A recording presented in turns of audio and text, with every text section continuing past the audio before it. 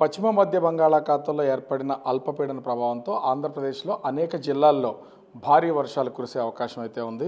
మనము ఈ మ్యాప్లో కనుక ఒకసారి చూస్తే మొత్తం 3 కలర్స్లో మ్యాప్ని వాతావరణ శాఖ అధికారులు అయితే డివైడ్ చేసింది చూడవచ్చు. ఎల్లో, ఆరెంజ్, గ్రీన్, ఈ మొత్తం 3 కూడా. అయితే ఈ గ్రీన్ మాత్రం అంటే వర్ష ప్రభావం తక్కువగా ఉన్నదాన్ని సూచిస్తుంది. హెవీ రైన్స్ అనేది ఈ ఎల్లోని సూచిస్తూ ఉంటుంది.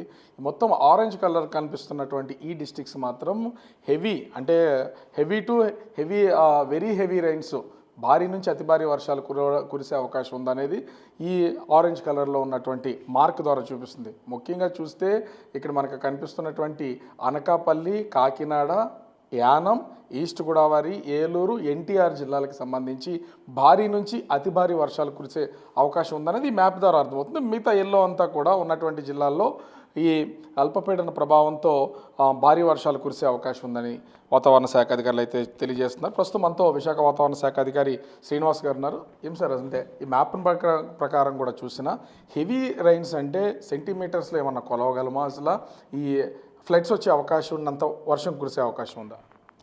హెవీ రైన్స్ అంటే అప్ టు 7 సెంటీమీటర్స్ వరకు రైన్ఫాల్ కనుక రికార్డ్ అవుతే దాన్ని హెవీ రైన్గా కేటగరైజ్ చేస్తాం.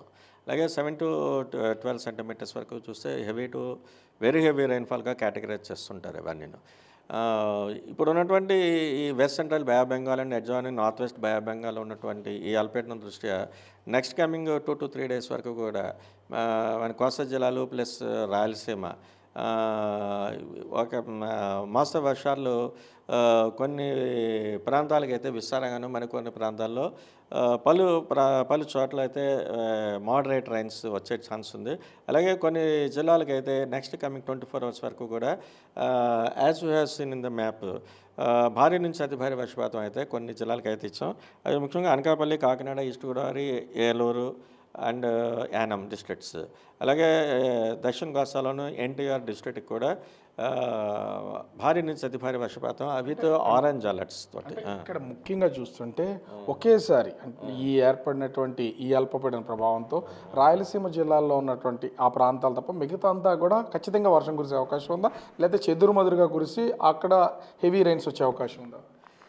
ఇవి మనం రాయలసీమ కూడా మెనీ ప్లేసెస్ అని చెప్పాం. అంటే ఓవరాల్గా ఏరియా వైజ్ చూసుకుంటే 50 to 75% of the area is likely to be very likely to be covered with moderate rains.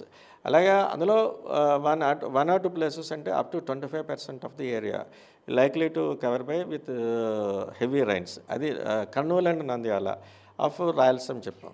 అలాగే ఈ భారీ నుంచి అతి భారీ వర్షపాతం ఇచ్చినటువంటి 5 జిల్లాలు కాకుండా మిగతా ఉన్నటువంటి ఆల్మోస్ట్ అన్ని జిల్లాలకి కూడా భారీ వర్ష సూచన కూడా నెక్స్ట్ 24 అవర్స్ పీరియడ్ వరకు ఉంది. ఈ ఈదురుగాలుల పొజిషన్ ఏంటి? కొంతవరకు ఇబ్బందికర వాతావరణాలు ఏమైనా వచ్చే అవకాశం ఉందా? పిడుగులు పడే అవకాశం ఏమైనా కనిపిస్తుందా?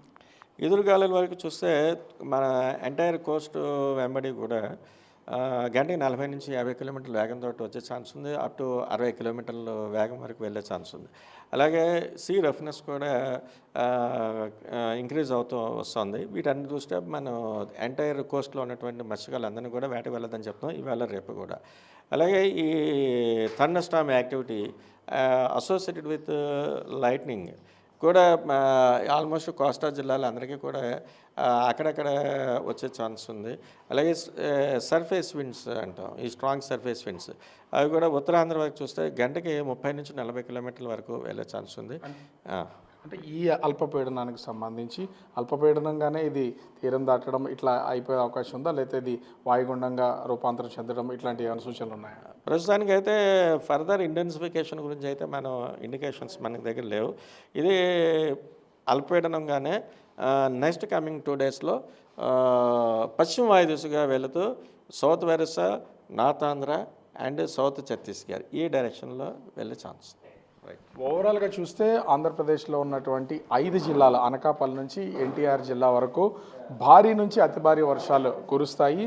అటు రాయలసీమ జిల్లాలు తప్ప మిగిలినటువంటి దక్షిణ కోస్తా, ఉత్తర కోస్తా జిల్లాల్లో భారీ వర్షాలు కురిసే అవకాశం ఉంది. కొంత జాగ్రత్తలు తీసుకోవాలి. అదేవిధంగా మత్స్యకారులు ఎవరూ వేటకు వెళ్ళొద్దు. ఎదురుగాళ్ళు 40 నుంచి 50 కిలోమీటర్ల వేగంతో ఎదురుగాళ్ళు వీచే అవకాశం ఉందని విశాఖ వాతావరణ కేంద్రం అధికారి శ్రీనివాస్ చెప్తున్నటువంటి పరిస్థితి కనిపిస్తోంది. కెమెరామెన్ అజయ్తో రాజు, బిగ్ టీవీ, విశాఖపట్నం.